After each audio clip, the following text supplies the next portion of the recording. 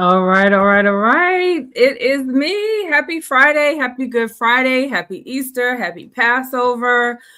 It's Friday Jones, and tonight we are going to do another episode of Friday Jones Uncensored. And the goal of this show is to create a reparations mindset so that no matter where you are, no matter what you are engaged in, you will always be thinking about reparations. And that is whether the reparations come from the United States government or whether or not it is self-created from within community. With that,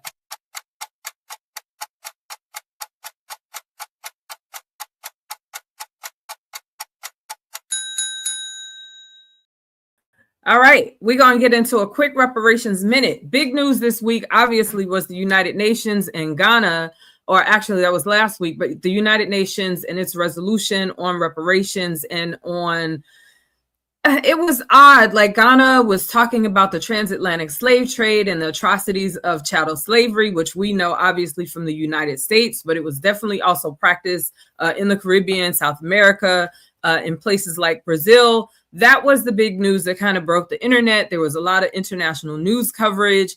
And we are going to get into the response from the National Assembly of American Slavery Descendants, which we all know as the president. I'm a little biased, but I'm going to share their response a little bit later in the show. This episode is about Tupac. It's about that UN resolution.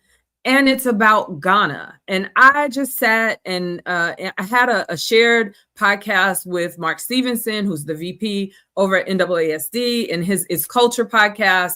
And we were talking about the UN. And I jokingly said someone should do the research on the Luxembourg agreements, the UN's 2030 agenda, this slavery resolution. And then Ghana did something else. And I said that jokingly, but I actually pulled together these resolutions. I pulled together the countries, how they voted on these different things. And I'm going to get to the Tupac tie-in. But before I get to the Tupac tie-in, I want to start us off in Luxembourg. This week, I also want to say, I know in my first episode, which was 2 weeks ago, I talked about highlighting the Boston reparations effort. After everything that happened, there was no way I could not do this show. And so I will be doing the Boston episode in 2 weeks from today, which should be April 10th. But meantime, in between time, I want to bring up this graphic. And this graphic was created just for this show. This is the Luxembourg Agreement, sort of in a summary format. I'm an accountant by trade, so spreadsheets are my sweet spot. So I'm talking to you guys a little bit tonight in the language that I understand. But I wanted to know who the participating parties were in the Luxembourg agreements. There were several agreements that were made. Obviously, Germany would be part of the main cast because World War II happened in Germany. Nazi Germany was in Germany. And so the redress would start with that. And so from the Federal Republic of Germany, we had the signing party. They were one of the signing parties at the time. Chancellor Konrad Adenauer, they agreed to pay $3 billion to Israel and $450 million to claims for a conference over the next 12 years. Okay, obviously the state of Israel was a party to that agreement, and it was Foreign Minister Moshe Sharot who said funds would be used to settle 500,000 Jewish Holocaust survivors. That was the intention. We're talking Holocaust reparations. That was helped to build Israel's economy. We already know that the United States, since the founding of Israel, has added an additional $12 billion to Israel's economy. The Conference on Jewish Material Claims Against Germany, which is just categorically known as the Claim Conference, happened. Nahum Goldman was the president. And that organization, just for them, the conference. So we got Black Americans here with HR 40. I think the original amount for the HR 40 commission was $10 million. The ask once Cobra was involved with the redrafting circa, 2021-ish. That amount went up to $20 million, although that was an edit that was done by the National Assembly of American Slavery Descendants. But putting that to the side, I just want you to see $450 million, 12 years for a conference for them to continue to reframe what this redress was supposed to look like. The World Jewish Congress, founded in 1936, is the international body of Jewish communities in over 100 different countries. Again, they were a party to this through Nahum Goldman, who was the president of that organization after World War II. There were 23 founding organizations, and those organizations, most of these organizations are still active today. They're located largely in New York, with a couple having offices in California. But I just want to run through this really quickly. Again, the World Jewish Congress, which holds 100 countries. Okay, $450 million went to them. There was the Jewish Agency for Israel, American Jewish Committee, American Jewish Congress, American Jewish Joint Distribution Committee. And here it tells where these places are located, even though it says the United States. Again, they were largely in the city of New York, right? The B'nai B'rith International, American Jewish Joint Distribution Committee, Zionist Organization of America, Labor Zionist Movement, the Jewish Labor Committee, Jewish War Veterans in the United States, the Union of American Hebrew Congregations, the Synagogue of America, the Union of Orthodox Jews, the World Zionist Organization, and the Karen Haythad United Israel Appeal Organization, Jewish National Fund, Canadian Jewish Congress, Board of Deputies of British Jews. We have some Canada, UK, South Africa, France action happening with this particular grouping who signed off on these Luxembourg agreements. South African Jewish Board of Deputies, Representative Council of French Jewry, Alliance of Israelite Universelle, and American Federation of Jews. And then this gets into some of the key players, many of whom live and reside in the state of Israel. We had Moshe Sharad, Conrad Adenauer, Nahum Goldman, David Ben-Gurion, Felix Seymour, Franz Baum, and Sal Kagan. How this got tied to Tupac is, as I was doing research for this, I'm just on the internet and I get a video that pops up. And so I'm going to take myself down off the stage. I'm going to hit the play on this. I'm just going to play a portion of this video, but I did shout out to Rap Rewind. I did actually put the link in the description on YouTube. So if you want to watch the full video, I'm just going to play a portion of this. So let me get off the stage. Well, I don't have to get off the stage. I'll stay on the stage with you guys, and I'm going to hit play. Effective. Step 1, send anonymous death threats to. Let's go back. More against the Soviet Union, more people started to support them. Oh. What about this? I didn't have it queued up for y'all properly. I'm sorry, you guys. Fully loaded. Here we go. We have 2 rap legends, 1 secretive group, and a trail of cover-ups, threats, and death. What if Tupac and Eazy-E weren't just targets of a rap beef, but of a deadly extortion ring hidden in plain sight? And he like, hey, motherfucker, why you kill the best rapper alive? So my Jewish partner, he a gangster. He chased the shit out of this Jewish dude. He had on his little hat, his glasses. He chased him up in the middle of that street. You know, and around that curve, they do like 80 or 90 miles per hour. Whoa! And I'm talking about the cars almost killed this dude trying to be a Tupac friend, trying to take him for Tupac.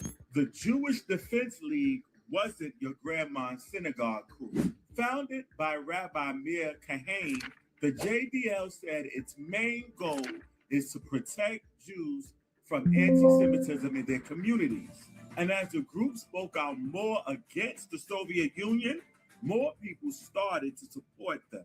What about this bombing earlier today? Is your league responsible for it? We have no knowledge of who committed the action, but we applaud people who, when they see that there is no form of democratic protest allowed within the USSR, are forced, because there is no other choice, to the kinds of actions which bring the news media down so that the world can hear about the oppression of Soviet Jewry. All right, I'm going to stop that I'm going to stop that. I'm going to stop it right there. I was told that the shout out Billion, hey Billion, that the volume was too low, but basically FBI files revealed, and if you watch the full video, they actually share the FBI files on this organization, the Jewish Defense League. The FBI found that this was a terrorist organization. The founder was sentenced. He actually went to jail in the United States. And after he was sentenced, he went to Israel.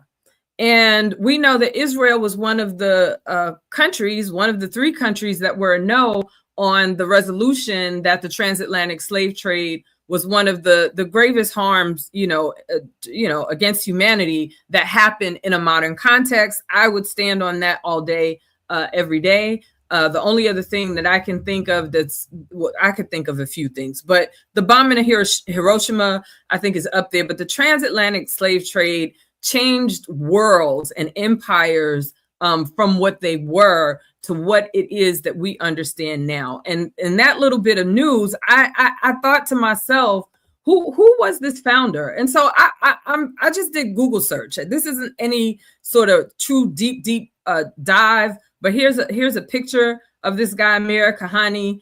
He was a rabbi, and these were his thoughts. He founded the Jewish Defense League in New York in 1968, initially to protect Jews from anti-Semitism. The FBI classified the JDL as a right-wing terrorist group due to its involvement in bombings and violence targeting the Soviet, Arab, and other perceived enemies. And this is from the Southern Poverty Law Center that this information comes. The founder was Rabbi Meir Kahane, an Orthodox rabbi born in Brooklyn, New York, known for far-right radical views.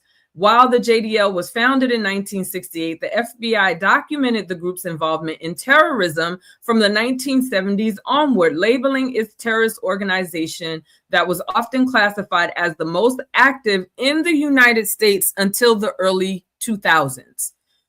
I need y'all to hear that. They were active in the United States until the early 2000s. Kahane immigrated to Israel and founded the extremist Koch Party and was assassinated in New York in 1990. Okay. And there's a whole file. You can go to the FBI and you can read their file. But this guy was a Zionist. He believed in killing anyone who was anti-Jew. He formed a party in Israel to do just that. And so I thought to myself, well, Netanyahu is in there right now. He's killing people in Palestine. He has no qualms killing people. He's starting wars with Iran. He's bringing the United States into essentially Israel's business while again voting no on this reparations vote. And I went to the Times of Israel and I asked the question, and I wound up here from Google. I'm like, what is Netanyahu's tie to this guy? And you can go to the Times of Israel. You can look up this article, Netanyahu and the Rise of Neo-Kahanism.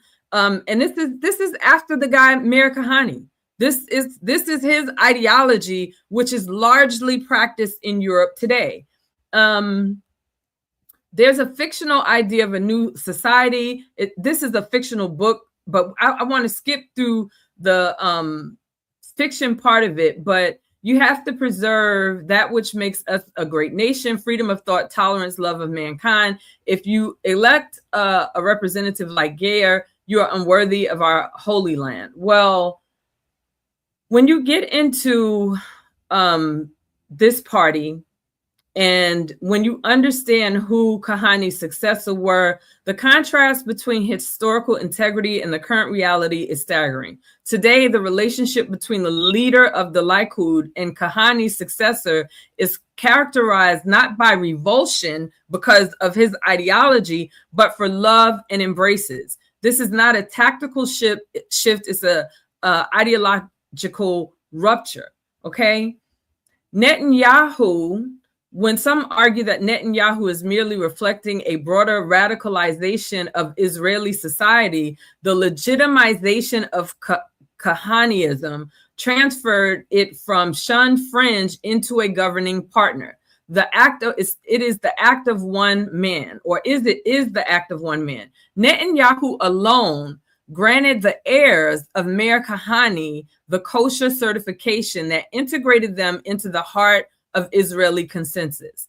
The exodus of veterans like Livnat and Meridor, and these are some other people talking about the transition, but Benjamin Netanyahu basically adopted Kahane's ideology, and Netanyahu, what we're seeing now with Palestine and what's happening there, it's because of their relationship. Netanyahu has been criticized for brokering political alliances that brought followers of the late extremist Rabbi Meir Kahane into Israeli mainstream and government.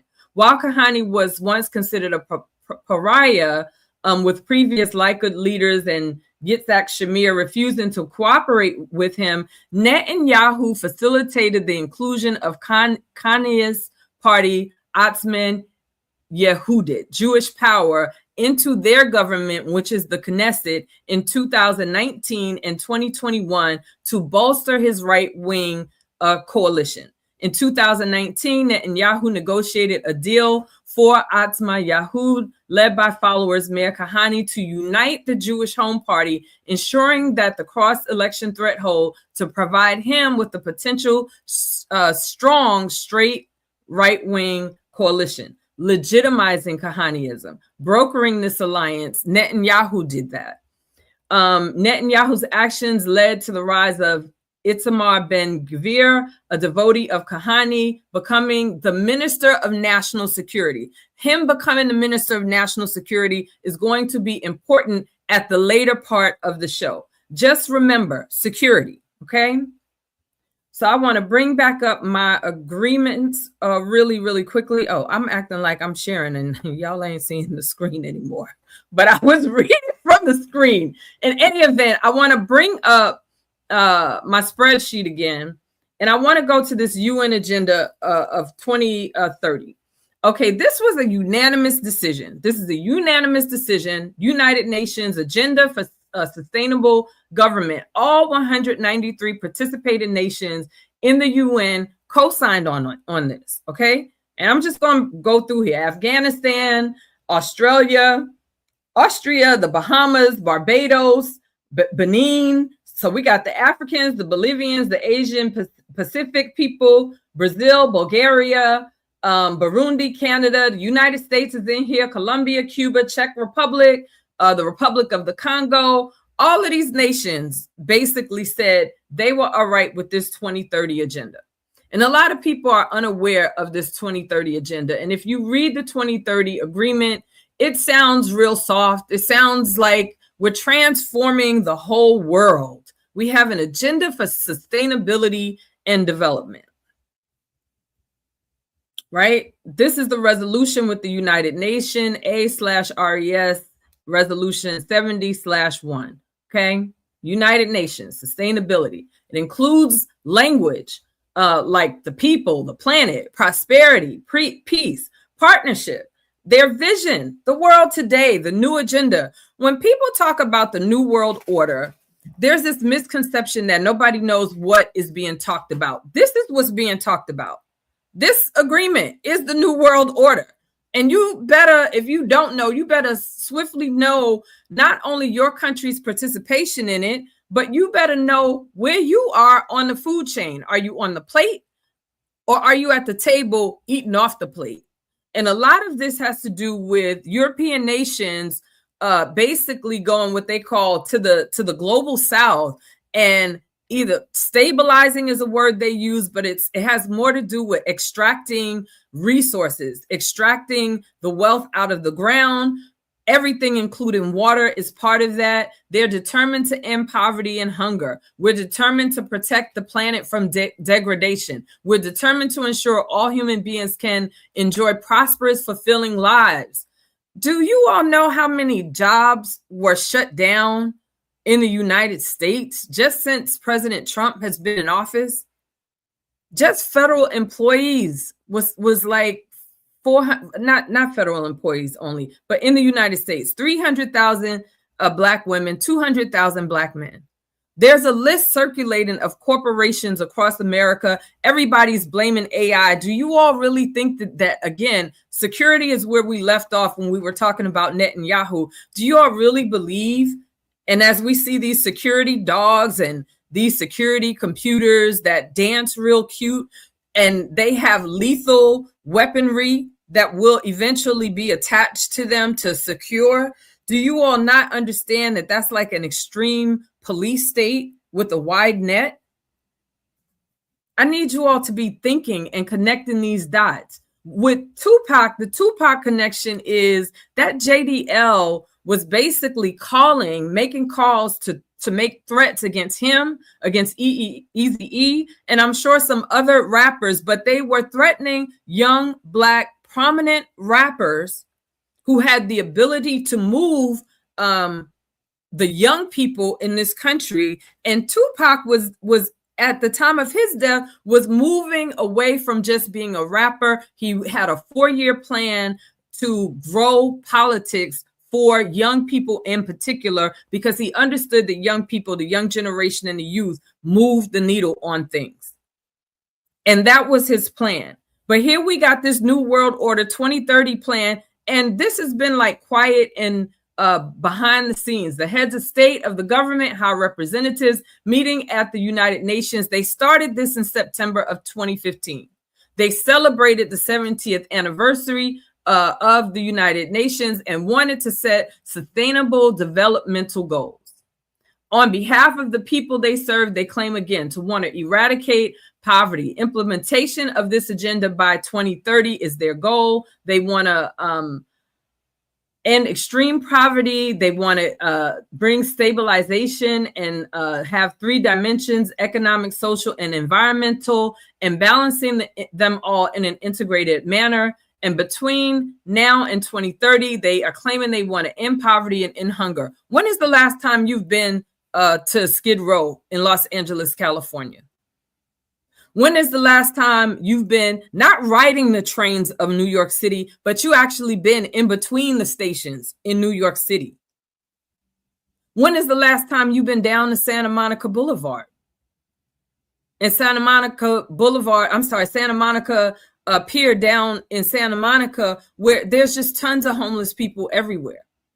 And so you're telling me in 4 more years, because it's 2026, that this New World Order domination is supposed to do that? I don't think so. They say that their goals and their targets are ambitious. You have to get into this whole document. I could do a show just on this document, but it is my desire that as I share information, people will take this information and read it and be aware.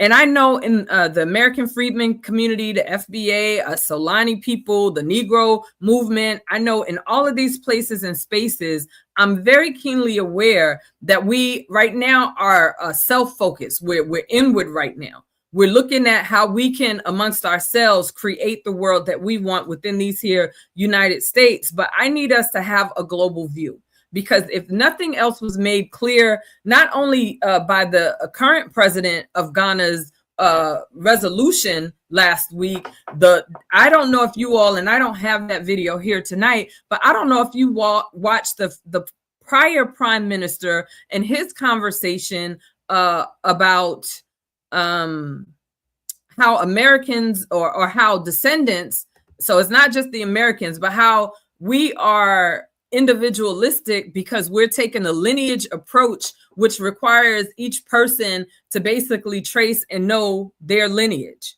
And because we are using a lineage approach, that makes us individualistic. That is absolute absurdity. It's 50, I believe, over 50 million American freedmen in the United States.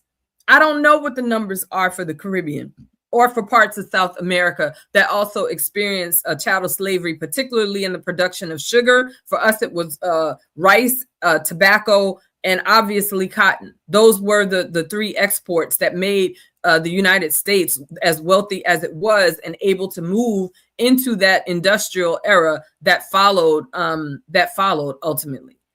And so when you hear world leaders saying things like that, from an American perspective, and I'll take it back to the 1619, even though that was colonial times, which included a British rule. France had some rule on American territory, and the Spanish had some territory here on what is now the United States. But I'll take it back for the purpose of saying it's been literally 400 years. And no part of any African government has managed to sail its way back or issue resources. But the prior president of Ghana saying what he said, to me, implies there will be no resources coming to not only to American descendants, but to those descendants down in the Caribbean, Costa Rica, Colombia. Y'all ain't getting nothing either from the way he's saying it. And he's saying that to do it the African way, but I didn't hear him say anything about those African monarchies, those kingdoms who were paid after the UK ended slavery. Was that individualistic, or is it only individualistic when you want reparations for something you're not even the descendant of? I'm just asking questions here. If you guys don't know this 2030 plan, I put the link to this document. I recommend that you explore it.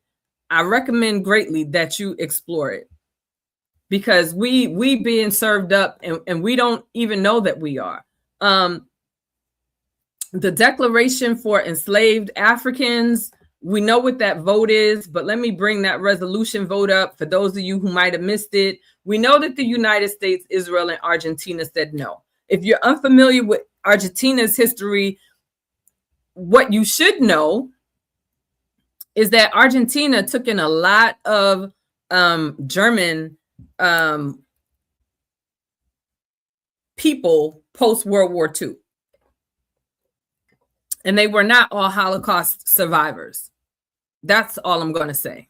They were not all Holocaust survivors. So that's what you need to know about Argentina. Argentina, in my opinion, moves lockstep with Israel.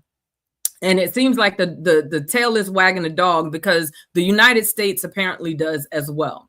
The abstentions included a lot of these EU. You'll see EU next to the names. It included a lot of these European countries as well. Albania, Bosnia, Belgium, Austria, Bulgaria,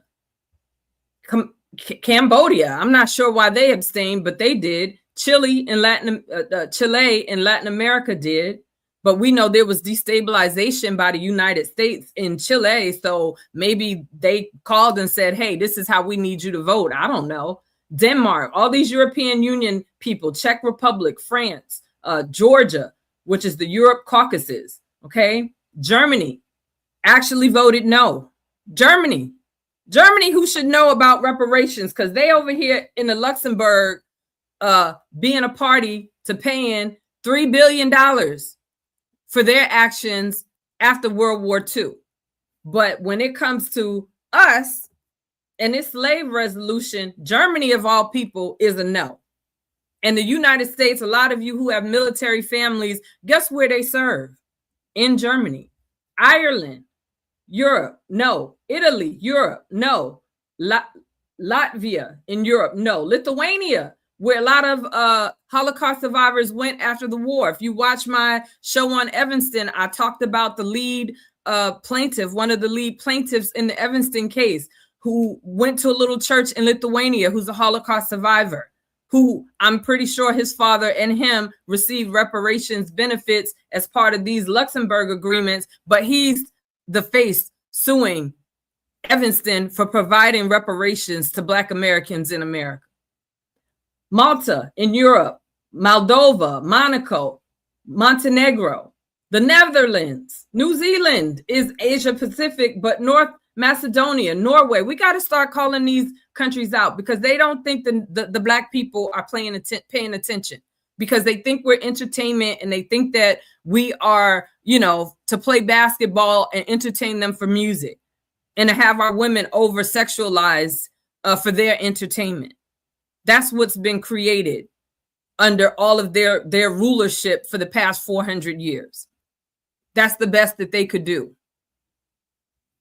I want you to remember these European nations. I want you to remember these European nations, okay? They couldn't sign on to a simple declaration that the trafficking, and we all know, if you know anything, ever since Gaddafi was killed, there's a lot of it's not the transatlantic slave trade, but there's a very active slave trade still going on in East Africa. There's slavery in some of these countries that signed off on this document, but Ghana wants to take the lead and act like we don't know anything. But it is a human rights violation. And that human rights violation is worthy of repair. And it's specifically worthy of repair from the first name at the top of this list, which is our home nation of the United States of America.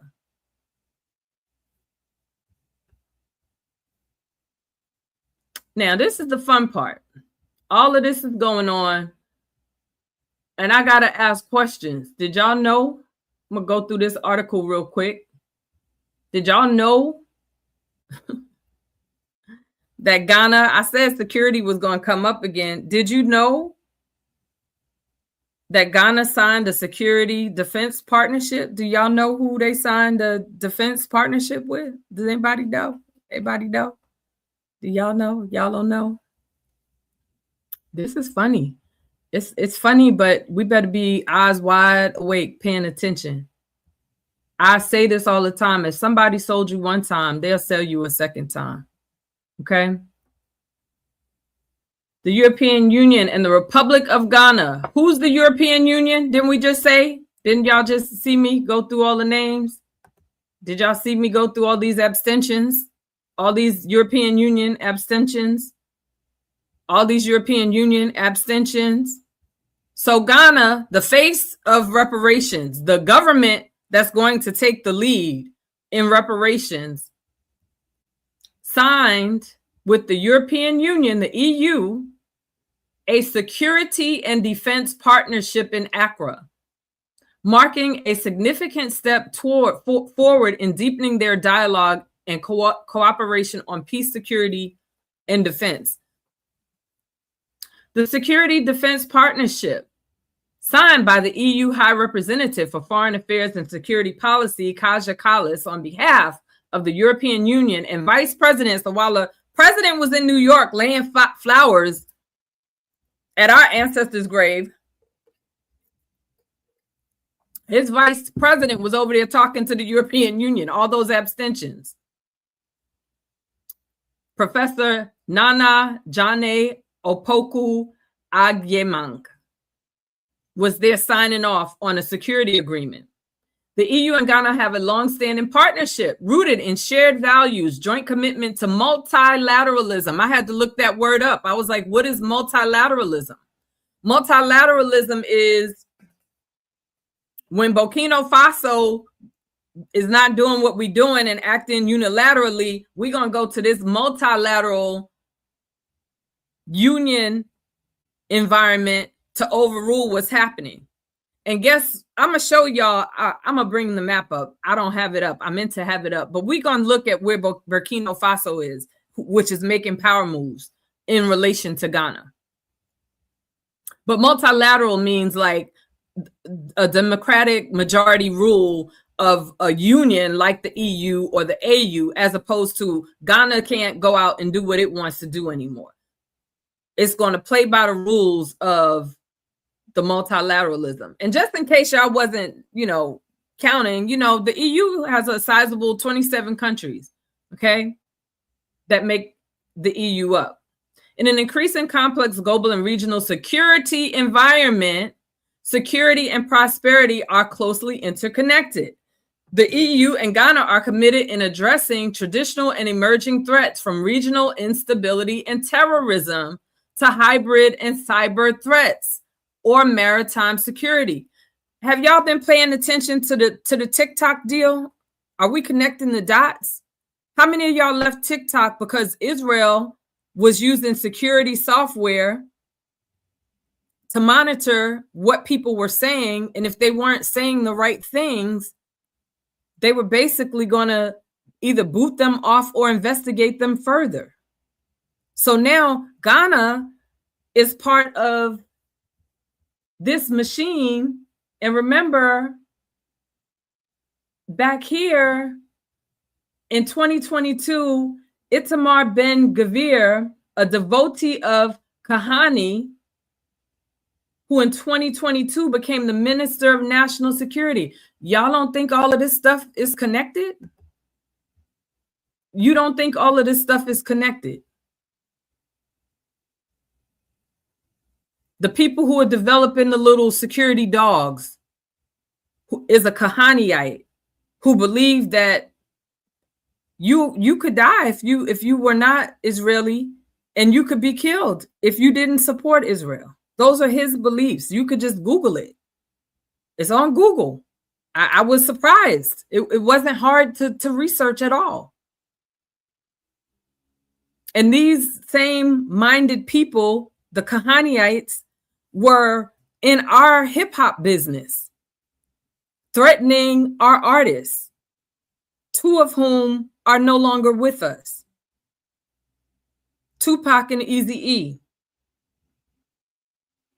All of these things are interwoven and connected, people. And you got to be able to have the discernment and the eye to actually understand what's happening here. High Representative Kaja Kallas says security in Europe and Africa are directly connected. Well, I guess so, when you want to extract things out of the earth. And it's very fertile there. Fertile with diamonds, gold, gas. Very fertile. That is why we're here signing the first security and defense partnership with an African nation. So Ghana is the first. If people will sell you one time, they'll sell you out again. I say that all the time. If someone violates you one time, if they got away with it, they'll violate you again. That's human nature. Together, the EU and Ghana will work more closely on issues that matter to our citizens, including counterterrorism, conflict prevention, and cybersecurity. Our partnership is already bearing fruit, with the EU handing over additional military equipment to keep Ghanaians safe. So again, we got another nation state, or in this case, 27 nations, providing weapons of war. My next book, I'm taking a writer's retreat because I'm tired of talking about what's coming. I need to finish it so I can get it out to the public. If you understand about the fallen, I don't even like calling them angels, because there's angels that didn't fall, and I feel like it blurs the lines. But the fallen who decided they didn't want to bow down to man after man was created, the fallen are the ones who introduced weaponry and metalry to human beings. The fallen are the ones who gave, and I know I'm sitting here wearing makeup, but the fallen are the ones who introduced makeup to make other women insecure with their physical attractiveness, as if the creation of God was not enough. It's very important that we understand when deals like this happen, who is who and what team are you on? Are you on the side of the righteous, or you on the side of the fallen? Some people call it the beast system. You got to know it when you see it. The Security and Defense Partnership establishes a structured and tailor-made framework to guide EU-Ghana cooperation across broad ranges of peace, security, and defense. And I dropped the link to the official document if you want to actually read what it entails.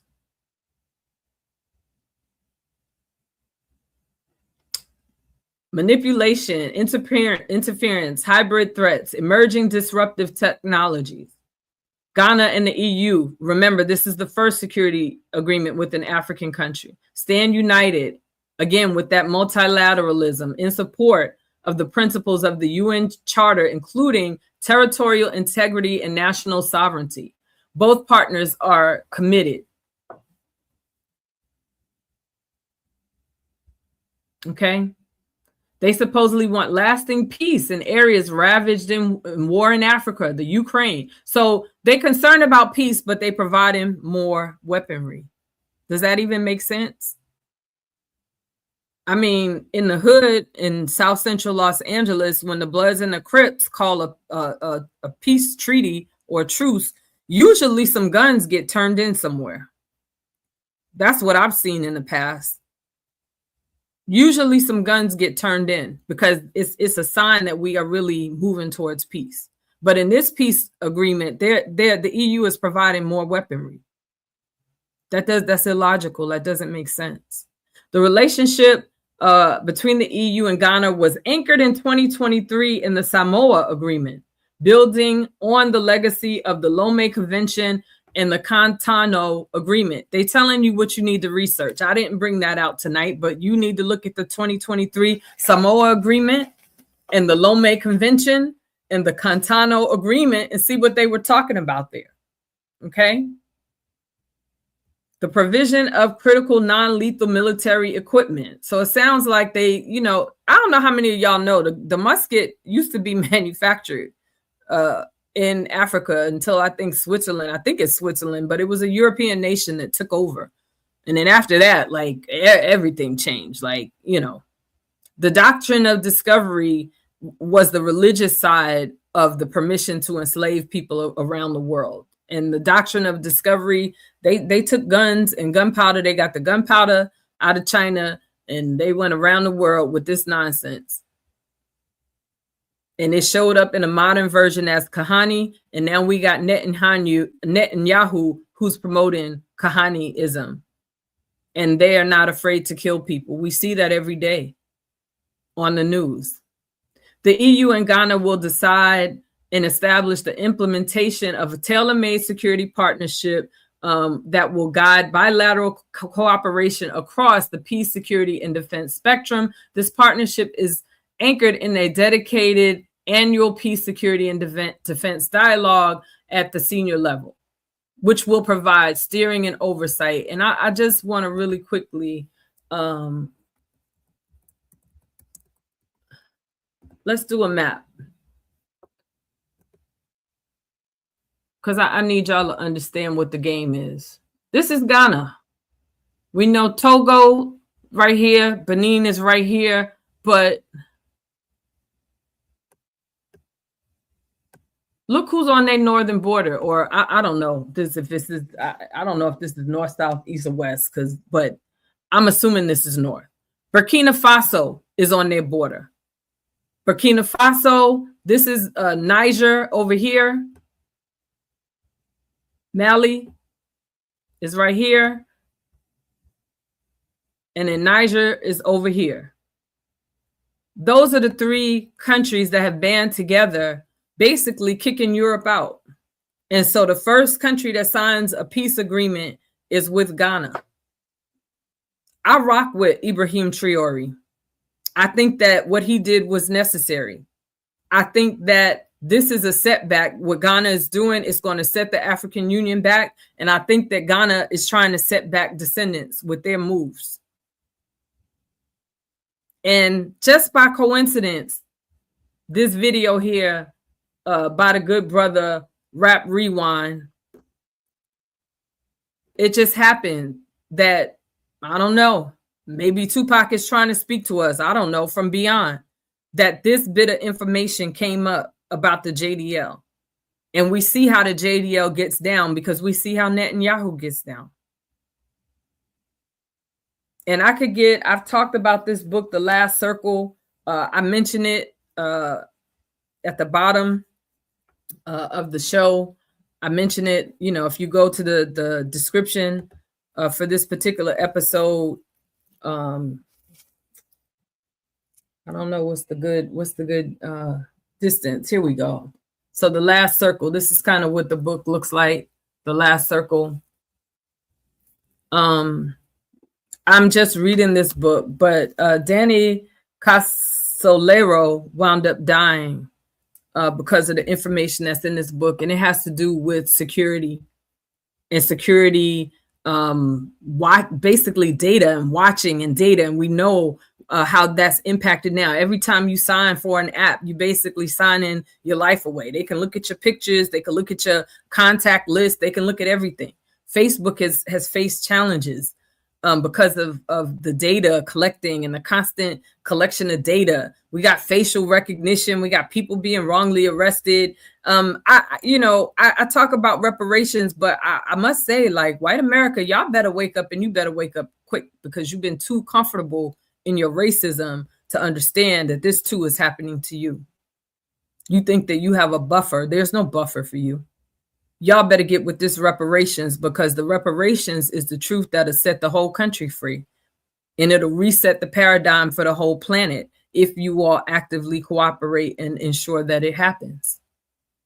And if you don't ensure that it happens, the farmers who voted for Trump and they thought, oh my God, he's going to make sure that we're taken care of, and he kind of took benefits away from you and then gave them back to keep you appeased for a little longer. I recommend that you all look below for the links that I put in this particular episode, and I encourage you to do research. We are creating a reparations mindset. It's important for you to know who the players are, again, at your local level, at your state level, at your nation's level, but then in an international playing field. The importance of the JDL is the JDL started out in the 1970s, y'all. I think that's what it said. It was founded. Let's go back to the tab. I don't want to be making anything up. 1968. What happened in 1968? Why was the JDL formed in 1968? They're saying to fight local anti-Semitism, but what happened in 1968? That was the last civil rights bill on housing. And then for 30 years, this person stayed in power, and Netanyahu built him out after he got booted out of the United States, after Mayor Kahane got booted out of the United States. He took his ideology, which was allowed to expand, and that's why what's happening in Palestine is happening now. Again, these are the same kinds of people, the JDL, looking at our young hip-hop artists. And let's think, why would they want to threaten them and then offer them security? That's the key theme to this, is security. They would want to offer them security because when you security, you move where your person, the person you protecting, you move how they move. You are privy to conversations on the telephone. You're privy to relational information. You can provide a dossier to the highest bidder on what's going on with that person, where they at, where they moving. Maybe they moving in Las Vegas. Maybe you don't want them on the planet anymore, and then they're not on the planet anymore. Why is that important? Because Black people, my Freedmen, FBA, Solani, beautiful people, it's time for us to be secure. It's time for us to stand like sovereign people. It's time for us to close some of these invitations to the cookout. Everybody can't get an invitation to the cookout right now because our security is not as tight as it needs to be. And when I saw the piece, with Tupac, and then saw the Netanyahu, and then we are we're fighting for these reparations, and now we got I didn't show this screen, but I'll show it because it's the last tab that I have on my little spreadsheet. We got all these countries that they over here with the UN resolution. All these countries don't want to be a part of it. But when we get over here with the Ghana Defense Partnership, letting them into the rooms, letting them at the highest level.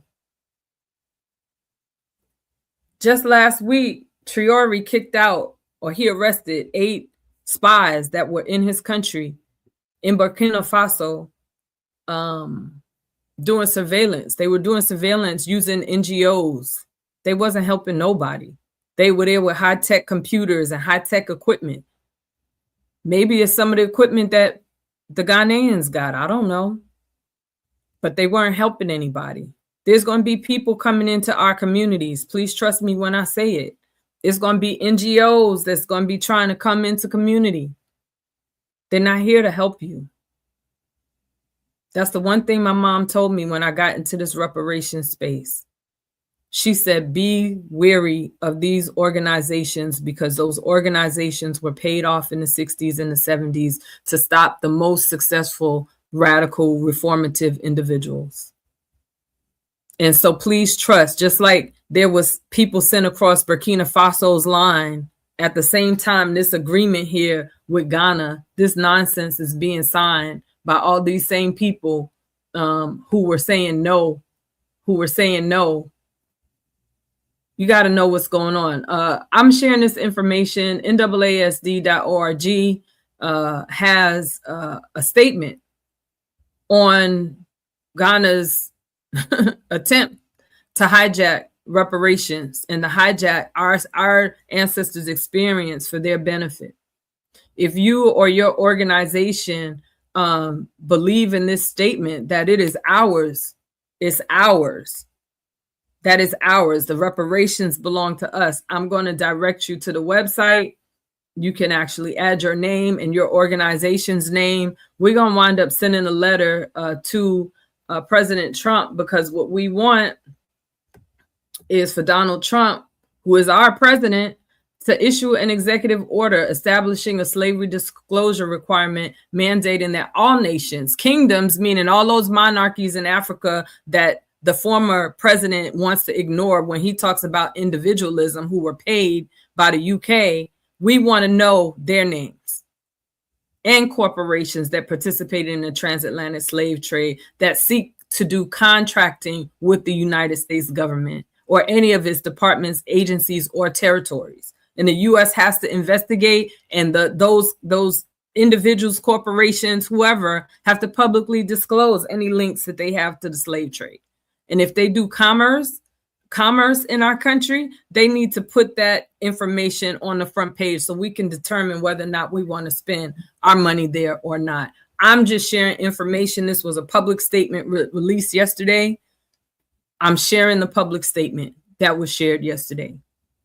And before we get out of here really, really quick, I always like to highlight some talent. This is some local California talent. You know, we can't really play nothing because I don't want no copyright problems. You supposedly can only play 10 seconds. So I'm going to give y'all what legally I can give you on the Shoe Gang. Run Me My Reparations. And I got to cut them quick because they got profanity in here.